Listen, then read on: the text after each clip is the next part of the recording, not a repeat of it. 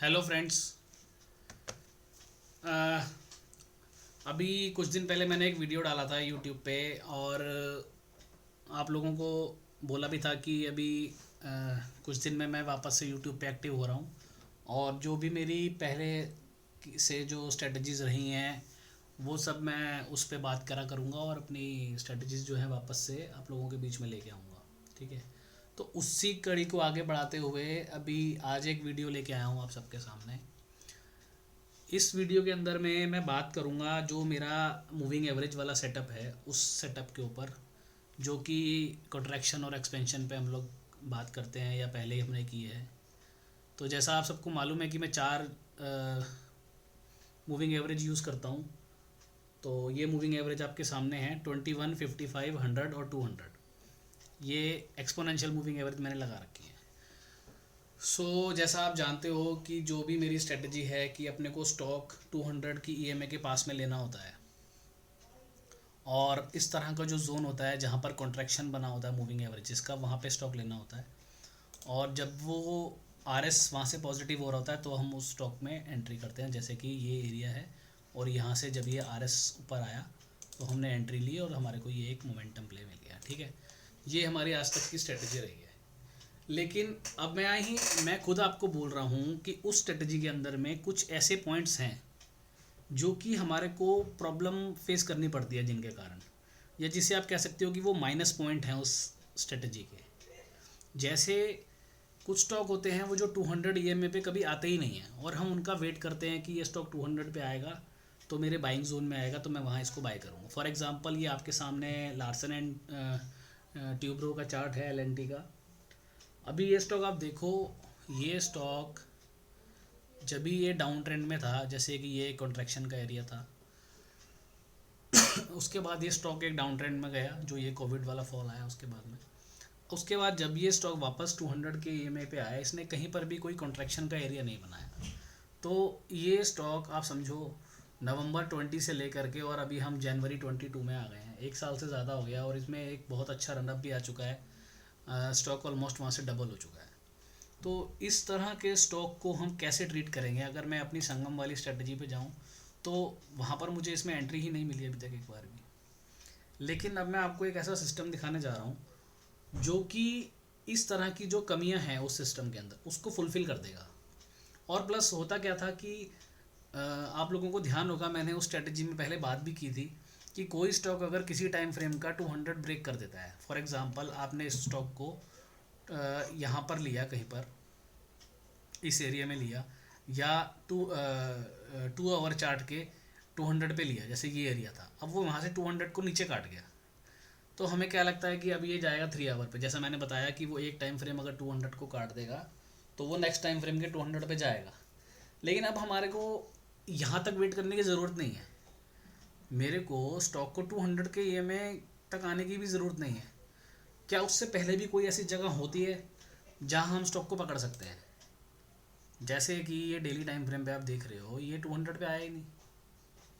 तो अब मैं उसके लिए आपको एक ऐसा सेटअप दिखा रहा हूँ जिसका नाम है डीपीएल। डीपीएल मतलब डिसीजन पॉइंट लाइन। तो वो एक इस तरह की लाइन है जो लाइन आपको स्टॉक में एक सही जगह पे एंट्री दिलवाएगी और वहाँ पर आपका स्टॉप लॉस बहुत छोटा सा स्टॉप लॉस होगा, जो कि 1 या 2 कैंडल का स्टॉप लॉस होगा।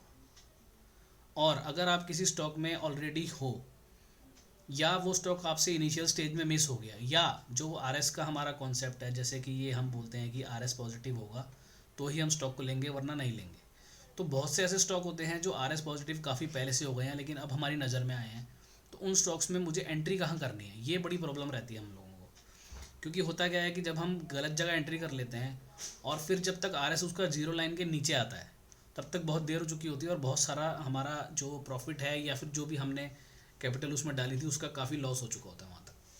तो इन सब प्रॉब्लम को दूर करने के लिए एक सिस्टम और है जो मैं अभी आपको दिखाने जा रहा हूँ। उसका नाम जैसे मैंने आपको बताया डीपीएल। अभी मैं क्या करूँगा, अभी मैं ये मूविंग एवरेज को हटा देता हूँ यहाँ से और मैं आपको डीपीएल लगा करके दिखाता हूँ। ये एक लाइन है जिसको हम बोलते हैं डिसीजन पॉइंट लाइन, यानी कि ये लाइन आपको हेल्प करेगी डिसीजन लेने में कि आपको स्टॉक में एंट्री कहाँ करनी है। तो जब भी ये स्टॉक या कोई भी स्टॉक या इंडेक्स या कमोडिटीज़ या करेंसी, कोई भी इंस्ट्रूमेंट हो, वहाँ पर ये लाइन काम आती है, हर जगह पर ये लाइन काम आएगी। तो अब जैसे ये स्टॉक है एल का, अब आप देखो एल का स्टॉक जब इस लाइन के ऊपर आया तो ही हमें बाय के लिए कंसिडर करना है, जब तक वो इस लाइन के नीचे है हमें इसमें बाय नहीं करना है, ठीक है। और इस वाले स्टॉक में अपने को जो हमारा संगम वाला फॉर्मेशन है या जो एक्सपेंशन कॉन्ट्रैक्शन वाला फॉर्मेशन है, उसके अकॉर्डिंग ये स्टॉक 200 पे भी नहीं आया, तो क्या हम ये पूरा मूव मिस कर देंगे? नहीं करेंगे। क्यों? क्योंकि आर एस पॉजिटिव स्टॉक है, तो हमें तो इसको लेना है, और सबको पता है फंडामेंटली स्ट्रॉन्ग कंपनी है, सब कुछ अच्छा है। सो उसके लिए हम यूज़ करेंगे ये लाइन जिसको हम बोलेंगे DPL, ठीक है। अब ये स्टॉक जब भी इस लाइन के पास में आएगा, अभी यहाँ से निकल गया, ये हमने मिस कर दिया, लेकिन वो कभी ना कभी आपको वापस मिलेगा यहाँ पे। सो अभी यहाँ पर वो आया, अब यहाँ पर अपने को वापस एंट्री करनी है इस DPL की लाइन के ऊपर, यानी कि हमने यहाँ एंट्री करी इस कैंडल पे, और फिर आपको ये एक मूव मिल गया, और उसने फिर यहाँ DPL का एक बार सपोर्ट लिया, यहाँ लिया, यहाँ लिया। तो अब जब तक ये इस लाइन के नीचे नहीं जाएगा, इसमें हम अपनी एंट्री बना के रखेंगे, भले ही इसका RS नेगेटिव आ गया हो तो भी।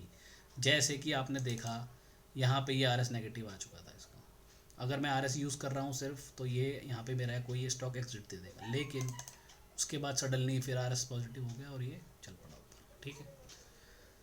अब ये तो हुआ अगर आपको इसमें इन्वेस्टमेंट करनी है, ठीक है। अब मान लो मेरे को इस DPL को यूज़ करके मोमेंटम प्ले करना है, उसके लिए भी एक और इसमें हम ऐड करेंगे जिसको हम बोलते हैं मोमेंटम लाइन, ML।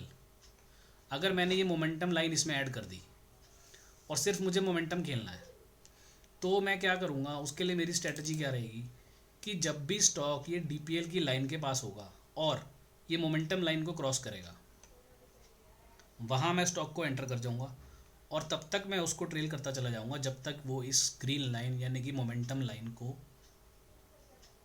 रिस्पेक्ट कर रहा है, ठीक है। जिस दिन वो उसके नीचे आएगा मैं उसको छोड़ दूँगा, अगर मैं मोमेंटम प्ले कर रहा हूँ सिर्फ। तो अगर मैं इन्वेस्टमेंट के लिए स्टॉक को बाय किया है तो मेरा स्टॉप लॉस ये DPL की लाइन रहेगी, और मोमेंटम के लिए ये रहेगी।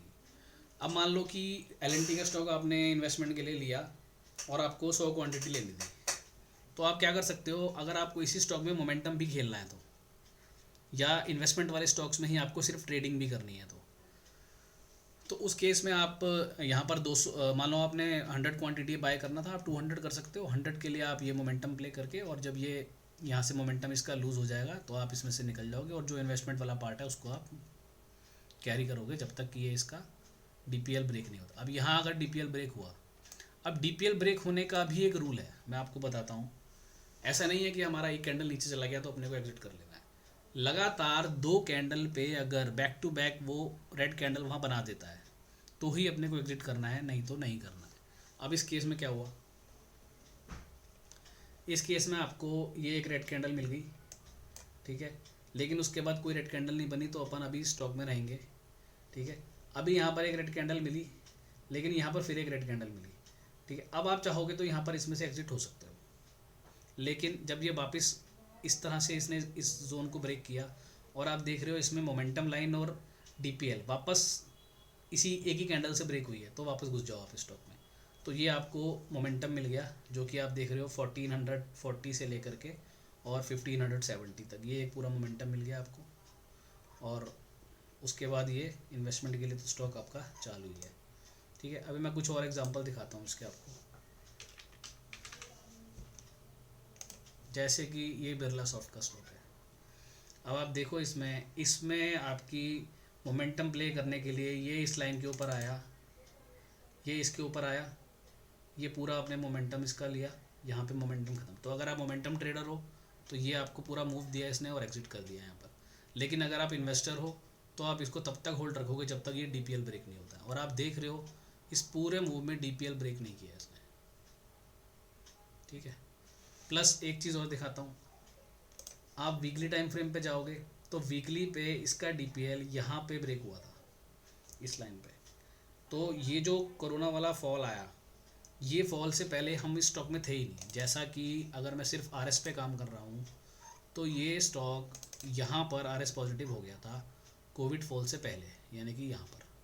तो अगर मैं यहाँ पे इसको ले लिया तो 100 रुपये वाला स्टॉक वापस से 45-46 हो गया था, यानी कि 50% से भी ज़्यादा लॉस हो गया था। तो अब मैं इससे भी बच गया, क्यों? क्योंकि मैंने देखा कि यार इस पॉइंट पे यानी कि फरवरी 2020 में ये यहाँ पर तो है, आरएस भी पॉजिटिव है, लेकिन वीकली का डीपी लाइन के नीचे है। तो वीकली पे अगर मैं जाऊँगा तो आप ये देखो, ये है फरवरी 2020। तो इसके ऊपर वो क्लोज नहीं आया तो अपन इसमें एंट्री करेंगे नहीं। और इन्वेस्टमेंट के लिए आप वीकली चार्ट पे अगर डीपीएल का यूज़ करते हो तो बहुत बेहतरीन सिग्नल देता है ये। आप ये देखो, यहीं पर डीपीएल और मोमेंटम लाइन ब्रेक हुई और उसके बाद अभी तक ये डीपीएल को तो छोड़ो, ये मोमेंटम लाइन के नीचे ही नहीं आया वीकली चार्ट पे। ठीक है, और भी ऐसे बहुत एग्जांपल हैं। जैसे हम आईआरसीटीसी को देख लेते हैं एक बारी।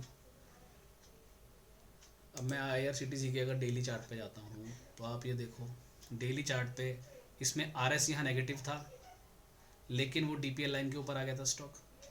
उसके बाद से आप देख लो, जब जब वो डीपी लाइन पे आया, यानी कि यहाँ आया, फिर यहाँ आया, फिर यहाँ आया, उसने बढ़िया एंट्री दी आपको। और ये मोमेंटम लाइन को भी रिस्पेक्ट करता हुआ जा रहा है, यानी कि ये जो मोमेंटम, पूरा इतना बड़ा मोमेंटम है स्टॉक में, इसको आप कैच कर सकते हो।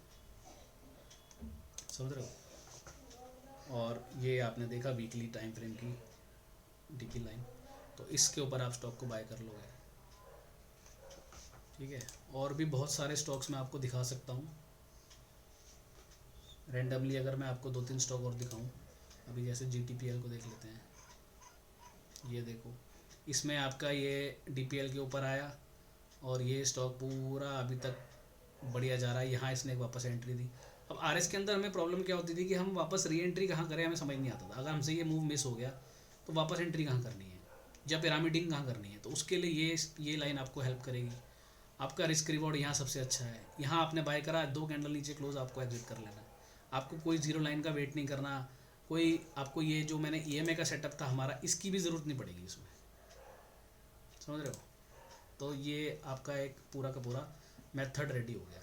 अब जैसे मान लो ये डीपी लाइन के ऊपर यहाँ आया था, यहाँ से हमने पूरा मूव लिया इसका, यहाँ आया लेकिन डीपी लाइन क्रॉस नहीं करी, यहाँ आया, यहाँ क्रॉस नहीं करी, यहाँ आया, यहाँ क्रॉस नहीं करी, यहाँ आया, फाइनली यहाँ इसने एग्जिट दे दिया। यानी कि आप 56 रुपये पे एंटर हुए और 122 पे आप बाहर निकले। फिर ये नीचे आया, अब वापस ये डीपी लाइन के ऊपर आया, वापस आप एंटर कर जाओ। उसके बाद अभी तक इसने एग्जिट नहीं दिया। अब आप देखो इस स्टॉक के अंदर में ये डीपी लाइन और ये मोमेंटम लाइन, ये दोनों लाइन पास में आ रही हैं। अब जैसे ही इस लाइन के ऊपर से ब्रेकआउट आएगा, आप स्टॉक में वापस घुस जाओ, फिर आपको एक मोमेंटम मिल जाएगा। ठीक है, और ये चीज़ हर टाइम फ्रेम पे काम करती है, हर इंस्ट्रूमेंट में काम करती है, इवन निफ्टी, बैंक निफ्टी में भी काम करती है। अब जैसे आप निफ्टी को देख लो, कोई शॉर्ट टर्म का ट्रेडर है, निफ्टी में काम करना चाहता है, तो आप ये देखो, ये निफ्टी का 5 मिनट का चार्ट है। ये डीपी लाइन के ऊपर आया 5 मिनट के टाइम फ्रेम पे, ये पूरा रन मिला आपको, कहीं आपको एग्जिट करने की ज़रूरत नहीं है जब तक सिग्नल नहीं आता। थोड़ा पीछे आ जाओ, अभी देखो यहाँ पर आप, ये डीपी लाइन है, इसके नीचे इसने काटा, मोमेंटम लाइन के नीचे काटा, ये देखो नीचे का मोमेंटम, यहाँ आपका एग्जिट हुआ। यहाँ पर ये डीपी लाइन और मोमेंटम लाइन के नीचे काटा, ये पूरा आपको मूव मिल गया। ये डीपी लाइन और मोमेंटम लाइन के ऊपर आया, ये पूरा आपको मूव मिल गया, यहाँ आपको एग्जिट दिया इसने। ये डीपी लाइन मोमेंटम लाइन के नीचे काटा, ये पूरा मूव मिला। तो कहने का मतलब ये है कि ये हर इंस्ट्रूमेंट पे, हर टाइम फ्रेम पे ये काम करता है और बहुत बढ़िया काम करता है। आपको गलत एंट्री से बचाएगा, गलत एग्जिट से बचाएगा, आपको पिरामिडिंग करने के लिए सही जगह बताएगा। पिछला मूव आपने मिस कर दिया है तो इस नया मूव हम कहाँ पकड़े स्टॉक को, वो बताएगा। ठीक है, और इसमें एक चीज़ और है, ये जो लाइंस आप देख रहे हो, ये पिवट पॉइंट्स हैं, और ये ऑर्डिनरी पिवट पॉइंट्स नहीं है जो अभी हम सब लोग यूज़ करते हैं, ये डायनेमिक पिवट पॉइंट्स हैं।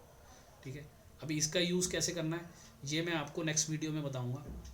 मैं आपको एक स्टॉक की पूरी जर्नी दिखाऊंगा कि वो स्टॉक जब डीपी लाइन के ऊपर निकला, उसके बाद जिस समय वो डीपी लाइन क्रॉस कर रहा था, ये जो लाइंस हैं या जो डीपी डायनामिक पिवट पॉइंट्स हैं, ये उस समय कैसे रिएक्ट कर रहे थे, और ये किस तरह से हमारे को बताते हैं कि स्टॉक में मोमेंटम कब आएगा और मोमेंटम कब लूज़ होगा। तो ये सारी चीज़ें मैं आपको नेक्स्ट वीडियो में दिखाऊंगा एक पूरा स्टॉक की जर्नी के साथ।